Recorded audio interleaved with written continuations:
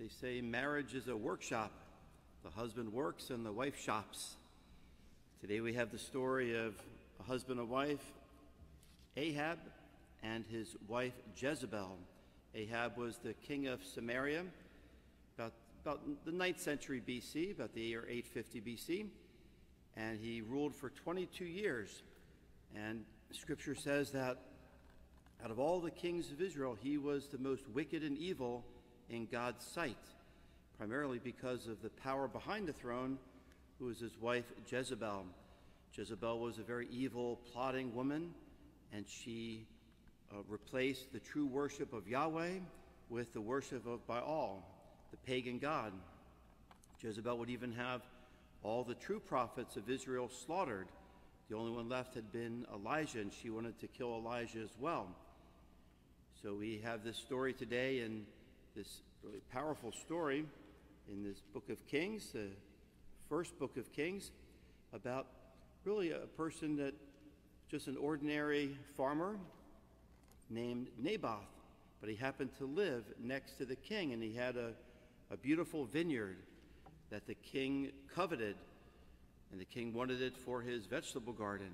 So first he went and said to his neighbor, Naboth, who's just an ordinary man, "Give me your vineyard."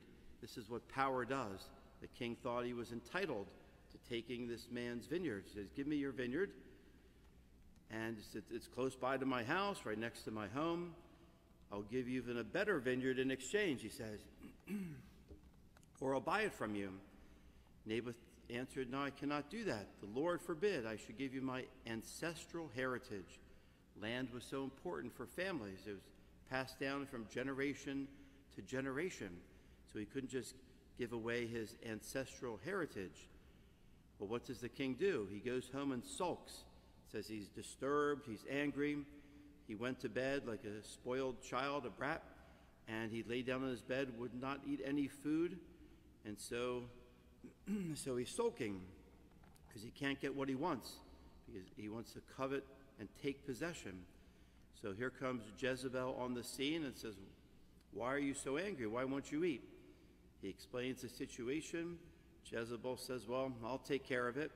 So Jezebel writes letters in the name of Ahab and puts the seal on them, the royal seal, and sends them out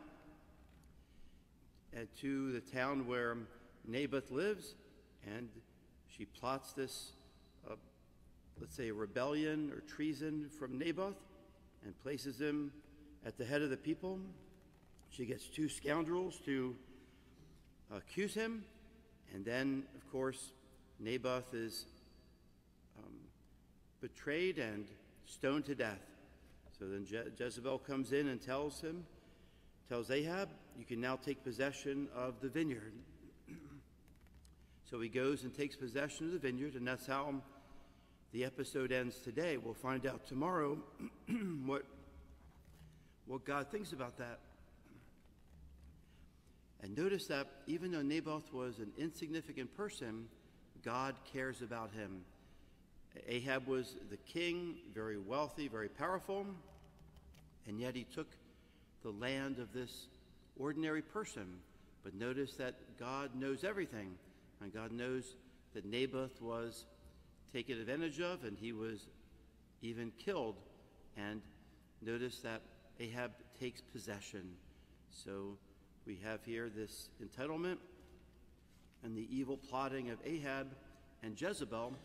And we'll hear tomorrow what happens to Ahab and Jezebel when God sends Elijah to straighten everything out.